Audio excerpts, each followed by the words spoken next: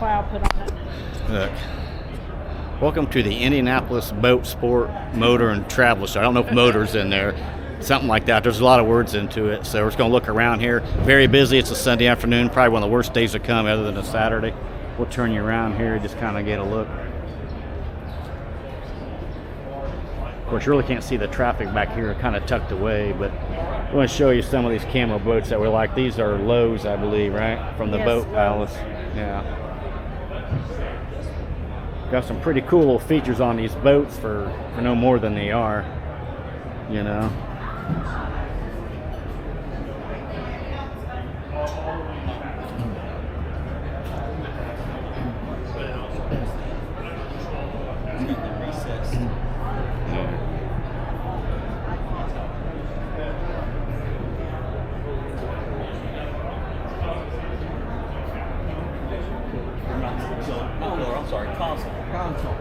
This is a little bit better. We got a little more dicked out with the trolling motor. Sticker price on this, $27,000. But it's pretty nice.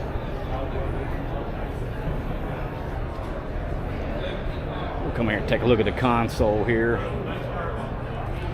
Got your little console here.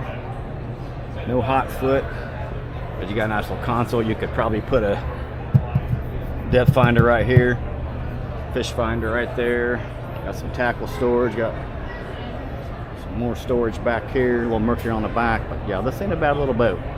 But all these are camo thoughts here. These are all Lowe's boats. They got some non-camo. This is called the Boat Palace. So just a brief introduction to the boat show. More to come. Hear the camera go on. Tackle Town, USA. Probably spend too much time in here, but I'm glad I don't need any rods. I still say Cast King $20 rod on Amazon is the best money I ever spent. You know what I mean? Got all this stuff, man. It's just like everywhere. I need to find some crankbaits, like some rattle traps. Or would they be? Yeah, we'll find them eventually. Just kind of walking through here, checking out all the stuff here. I'm glad there's some music playing because probably YouTube would flag you for some of that music playing in that RV area. You know what I mean? It's kind of loud. Yeah. Well, they got these camo boats in here. Well, a similar one. Remember that one no knot thing I bought that time here? Look at that color. Now that's a weird looking color right here. Yeah. I don't know if I like that or not. I mean, it's not bad, but I don't think it'd be my first choice. Oh, here's these coolers. There's nobody else to do it. Oh, this is for like a boat. Boat show special. No, you can use them anywhere. Yeah, but they don't have a like electric. Oh, they're not electric anyway. They're just, okay, I thought they were the electric ones, but That's they're what I not. thought. Well, I thought so too. I did too. Well, I don't understand why there's so much then. Of course, you know how Yetis are and things. Looks like the kayak section over there. A lot of coolers in it. Yeah, I don't need that yet. Eventually, I could see myself using that. Probably gonna have to. I wish I still had my dad's. We could give it to your dad. Yeah. Yeah, my dad would be in that. Check out these hammocks. I wonder if she still has it. Here's the kayak sections, babe. Look. Oh, yeah. Try out your kayaks. Remember we saw Chad Hoover here that one year, remember? Yeah. Try out that here.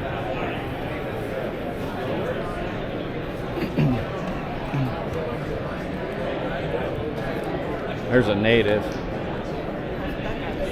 Yeah.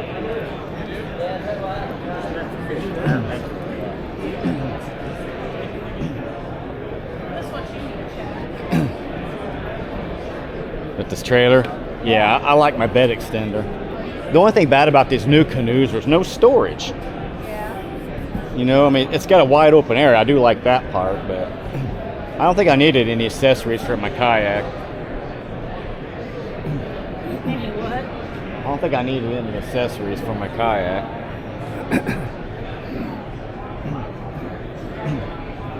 just kind of get you some prices. Kayaks in here. See, a lot of these are sold. Look at Wilderness Recons. Look at the size of that one now. Yeah, they're even with the bed extender. I don't even know if I'd want to use with the bed extender. That guy's gonna fall in the water. Yeah, that's a 12.5, I believe. I just like the smaller boat. You know, it's easier to haul around. It's lighter. You know what I mean? Bonafide. Right on the corner there. Kind of corner. Keep it stepping over.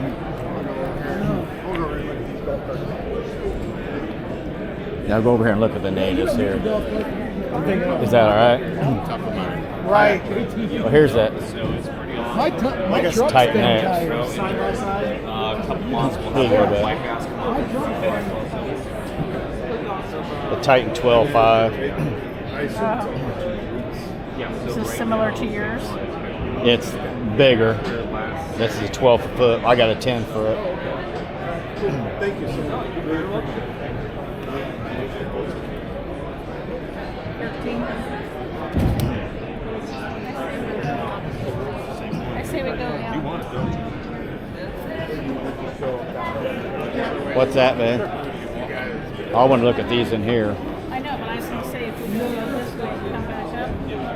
I'm going to go here first, and then we can go. Come on. Is that all right? Yeah. Huh? Is that what you're talking about? Oh, okay. I just want to look at some of these Bonafides. Here's the Titan. That's the same thing as over there. That'd be nice even the creeks, dude. I'm gonna do the Newport in the back. I think I've never. Yeah, we're trying to. I'm actually fine. Let me drop down. I don't know about that one. I don't like that color.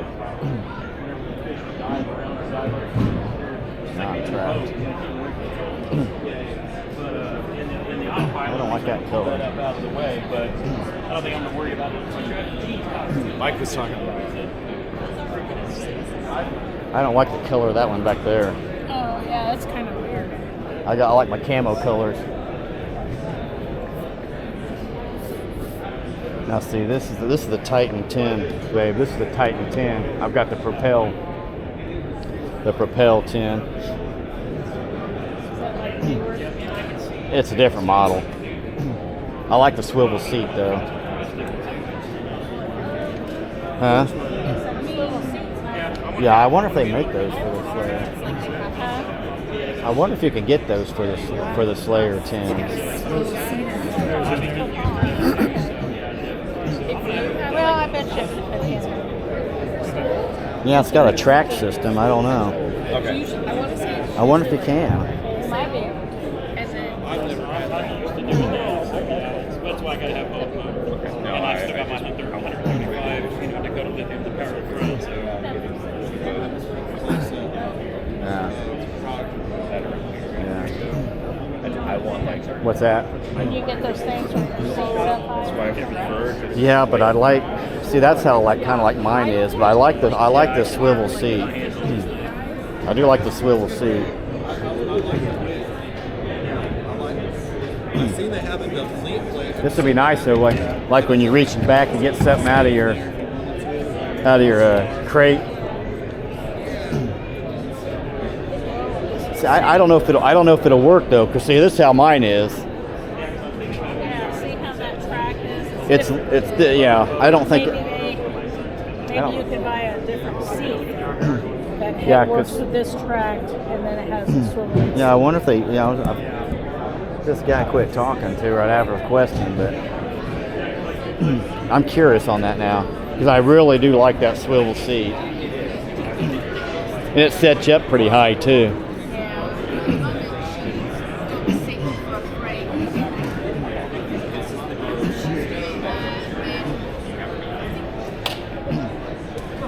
I do like that though, you know.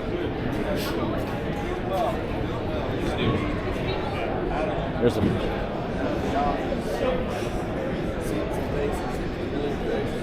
Yeah, I like that. I do like that swivel seat though. I don't like that one. That don't look very, I don't know.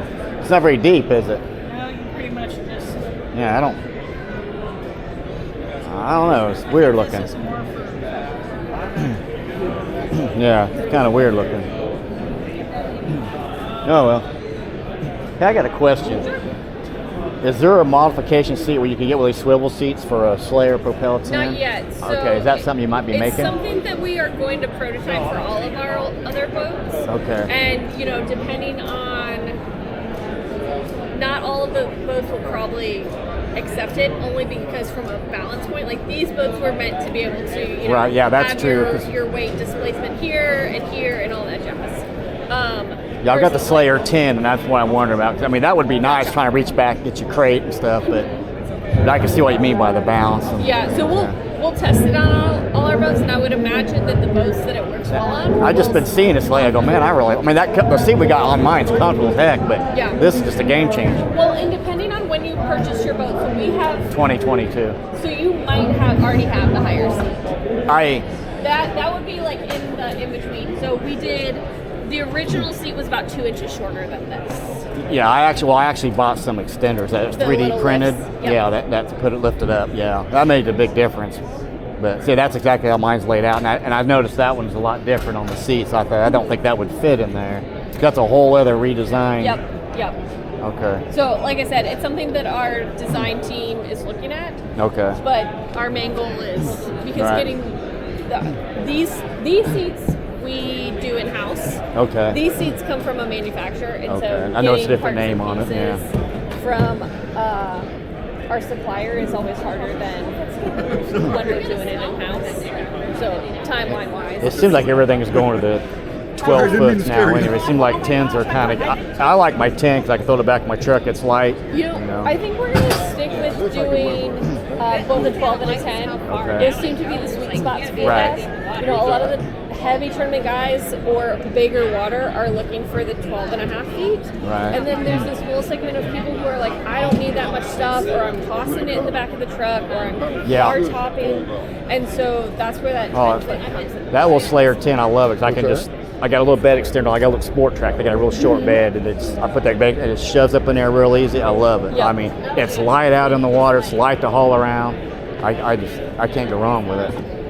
So, because it was back, a few years ago, back when kind of COVID, it was hard to find these things. The fact was, they told me they were literally shut down for months before they started back up again. It's like, Yeah, so we were shut down, and then we were able to file for exemption because we also mold for a couple agriculture companies. Oh, okay. And our sewing team started making masks, so we were able to continue our kayak production.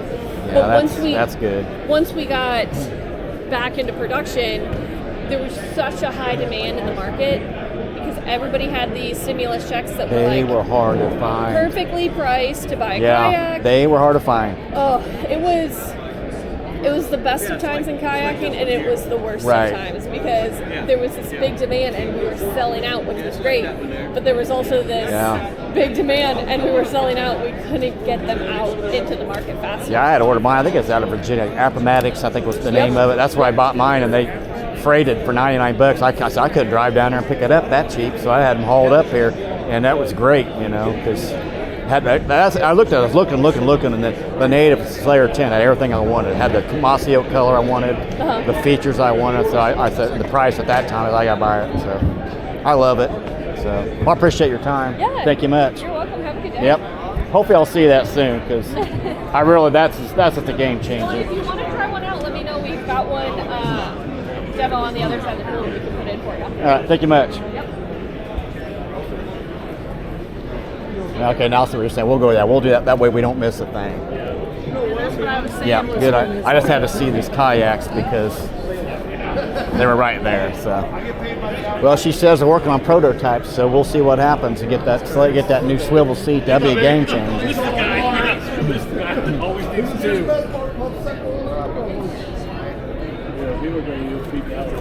Prices are over here.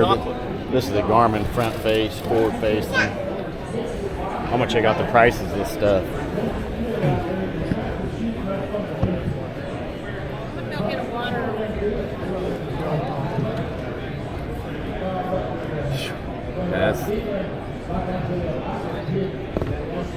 Expensive.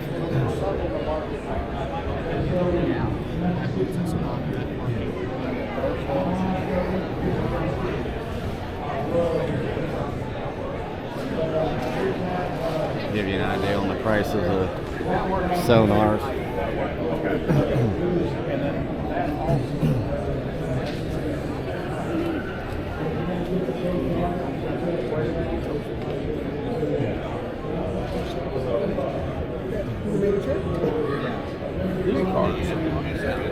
Better, my favorite.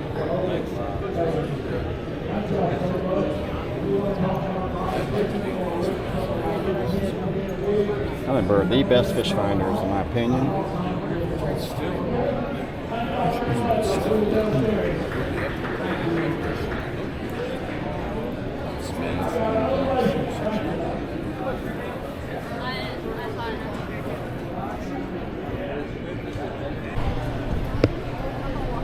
All right, I'm just gonna do a quick little glance of the thing.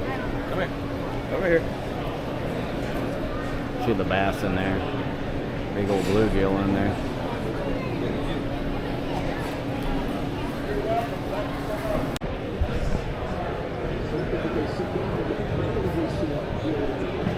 Little Napier tent. That's kind of neat, isn't it? Huh. Now the awning attached to it though. Kind of nifty. Kind of nifty little deal.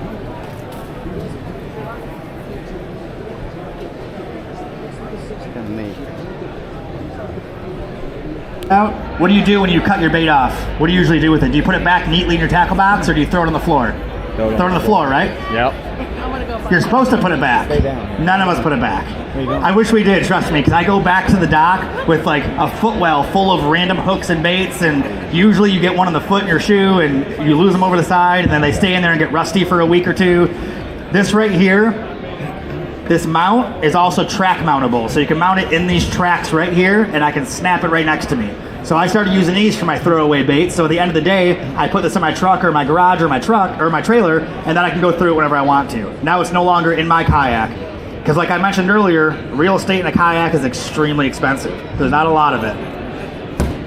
So that being said, my fish finder. Does anybody have a fish finder on their kayaks? Do you guys have them hard mounted, like wired? Nope.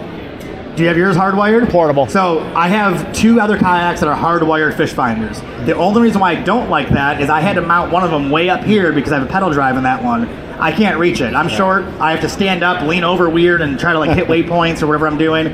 That became a pain in the butt. But it's a 9-inch screen, so I can see it from far away, but it's hard to reach. The other bad part is I have 6 kayaks total. If I want to switch fish finders, I have to buy a second transducer, second power lines, drill holes. I have to pretty much hard mount another setup without the screen, and then just swap screens. So what I started doing this year, and this is new this year for me, is this right here is called a cell block from Yak Attack, and this is called a switchblade transducer arm. So I started doing this on all my kayaks now because I can put a fish finder on the box. The transducer is built into the box right here, the arm, and then there's a 20 amp hour battery. If I slide this door open, there's a 20 amp hour battery right there too. And it's all on a quick disconnect, so I can pull the battery out with one pull and go charge it in the house and put it back in. So now when I want to switch fish finders, it's 2 thumb screws in the track, and it goes on any kayak I have. So I can use 1 unit on every kayak, or I can have one with this, one with the bigger one, put it anywhere I want. No more drilling, no more hardwiring stuff, no more multiple transducer mounts. Literally night and day game changer for me. The only thing is you'll notice the track right here, I have a pedal drive right here, so when I'm pedaling, you gotta make sure you're not kicking it. So that's why it's cool, like remember how I mentioned you could turn the rod holder? I can turn this in and rotate that whenever I want, and it's not unlocked, it just rotates. Or I can unlock it and take it off. So those quick disconnects are really cool, and also, if I don't have a fish finder with me, I have a GoPro mount. Or if I don't have a fish finder with me, I have another rod holder. So that's what's so cool about interchanging accessories like that. Now, do you guys all have sit-on-top kayaks like this one? Oh, they all sit on tops? So sit-on-tops will always have track built into them already, but you can add more. So this track system is right here on the front and in the back.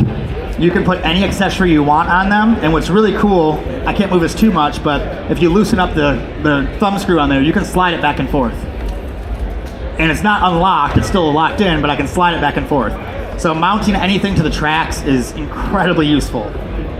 And you can always add tracks. I have kayaks that have extra tracks next to the seat, so I can put a cup holder next to me. I have tracks on the front for GoPro mounts. You can add tracks to anything, and that's kind of the cool part about them, and then every accessory fits them.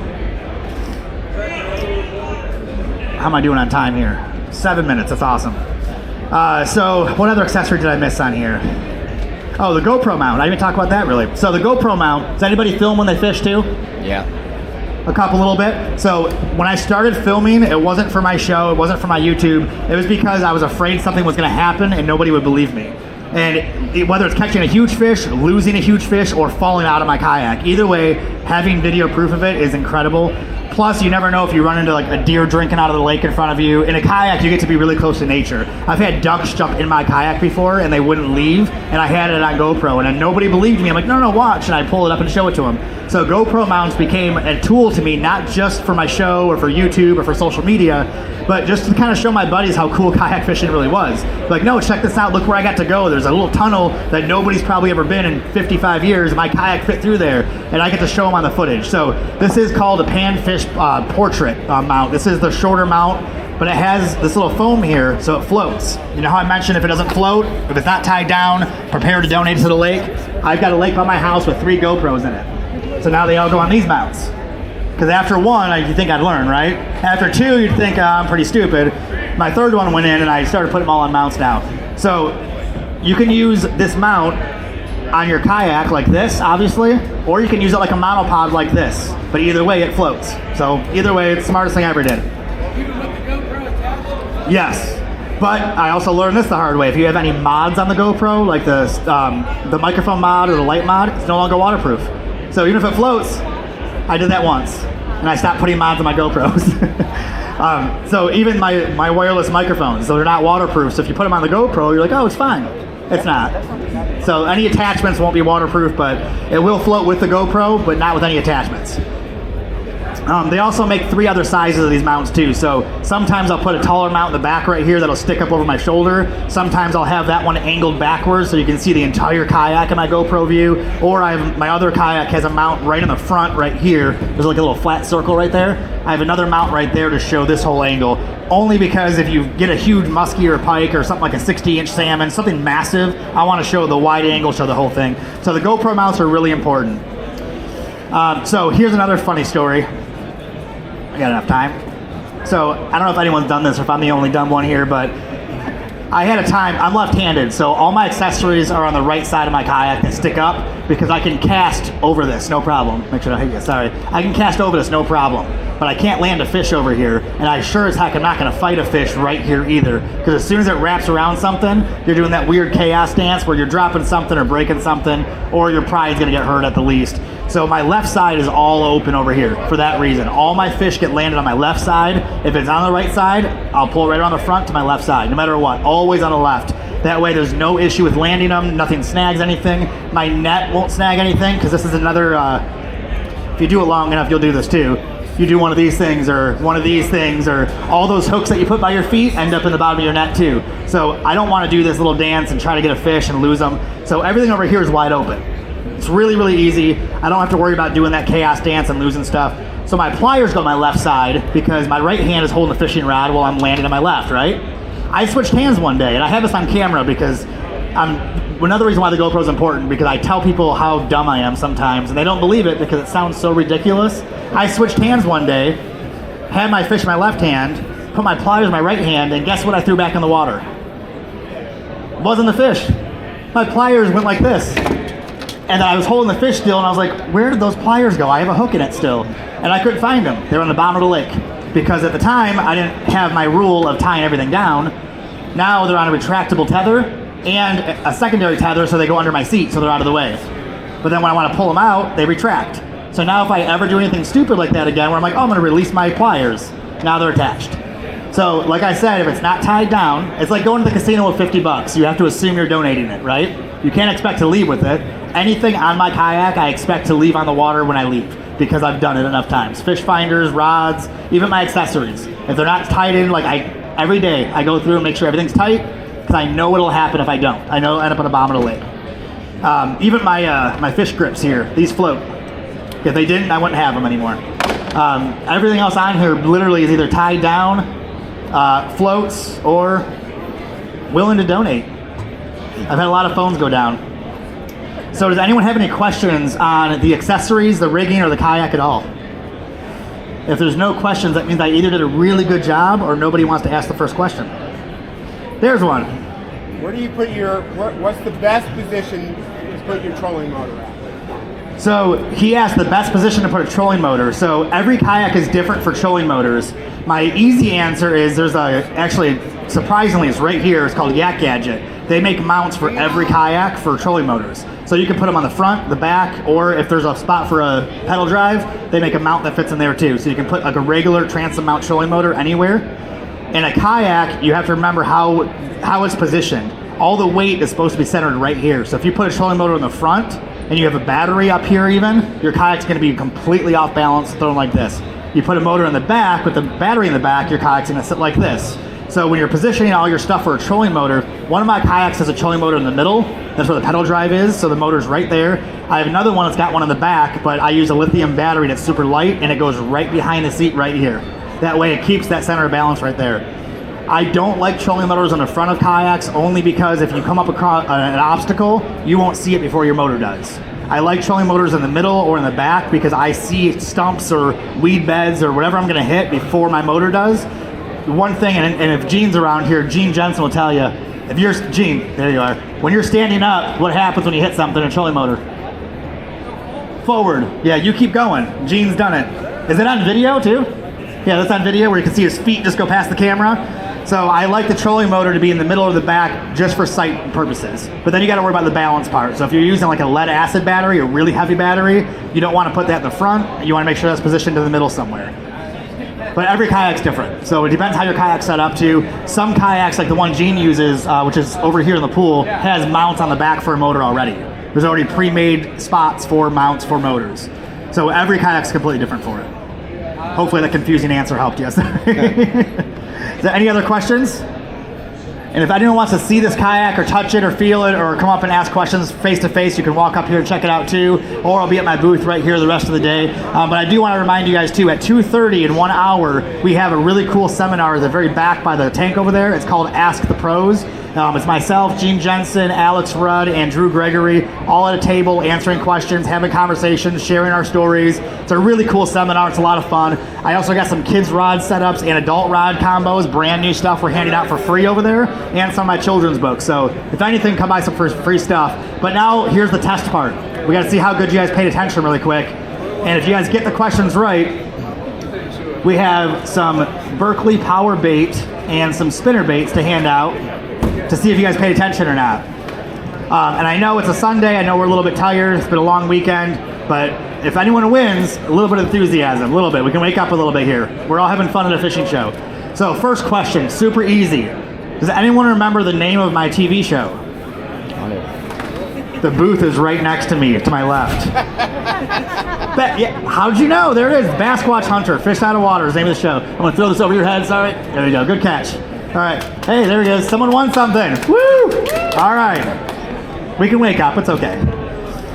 We're gonna give away the Berkeley General Green Pumpkins next. These are one of my favorite baits, favorite colors too. And yeah, see, I love these baits. And it's max scent, so I will warn you, if you open this in here, you're gonna smell like this for about 4 days. You're not gonna know where the smell is coming from. It's your skin. This stuff smells terrible to humans, amazing to fish. Just like bad weather. I always say if it's bad for fishermen, it's great for fish. These are awesome for fish.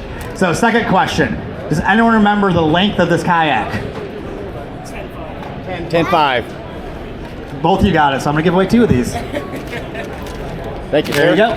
And you're wearing a Berkeley shirt, it was like meant to be. Look at that. That's what you're right, this is the best lure you can get. It is. All right, so we're giving away the compact spinnerbait next. Now the reason why I use compact spinnerbaits is I fish a lot of smallmouth fisheries up in Michigan. That's where I'm from. The compact ones are literally candy to smallmouth bass because they see the small compact meal. They don't have to really work as hard to eat it because they have smaller mouths, and the compact ones are killer. This color, actually, I didn't mean to grab this one. This is called Pretty One. This is the bluegill color that I destroy smallmouth bass on in clear water. In rivers, if it's clear, this is literally one of the best colors to possibly use. So we'll make this one a little bit tougher. What was the most important accessory I put in my kayak? Raise hands. There you go. Rod. There we go. Rod holder. There we go. I was gonna say. Boom! Get out of there. All right. You want a bait? Yeah. All right. We can be excited. So if you guys want to come check out the next seminar at 2:30 over there, where we do the Ask the Pros, we have some rods to hand out, a lot of great information from some great anglers too. It'll be a lot of fun. But thank you guys for hanging out and checking everything out. Make sure you stop by the booth over here, get info on the show, and if you have any questions, I'll be happy to answer them afterwards. So thank you guys very much for coming to the seminar. Round of applause for everyone here. I'm gonna make everyone clap somehow. Everyone's gotta be enthusiastic here. We're at a fishing show, guys. We're not at work. All right.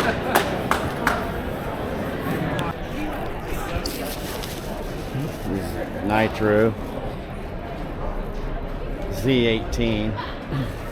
That's the smaller, I guess the smallest Nitro. Yes, there's a 19. They get a little bit bigger now. We'll just walk down this way and check out this Ranger. Huh? Oh yeah. You don't want to look at that. Yeah, this is nice. Look at all the deck on this thing. See what I mean?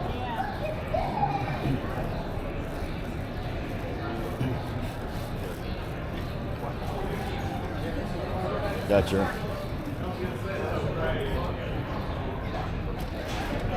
They call that the power poles.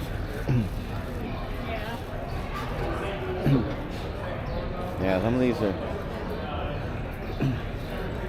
And they're nice looking boats. Did you see the stickers on them yet? Let's see what this one. I've seen 110. Oh, is that it?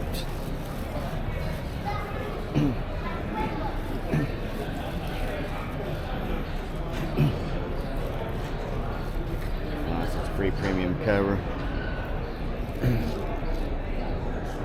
Doesn't say this. Oh, this is probably more anyway, because this is the Nitro Z21, babe. Yeah, see right there. This is 71. Now this is the big tournament Nitro here. Huh? Yeah, it's about $100,000 you can have one of these boats. There's the Ranger's aluminum boats. So, right? We'll come through here and look at these Rangers and trackers, and then we'll. That's like an old original tracker. Look at that, 18,000. They're nice little boats. You know what I mean?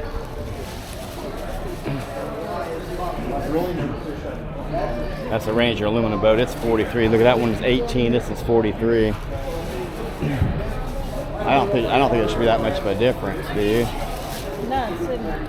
Yeah. These are 20. That's the Pro XS hole there. That's 33. Big difference in price, isn't there? Yeah, big difference in price.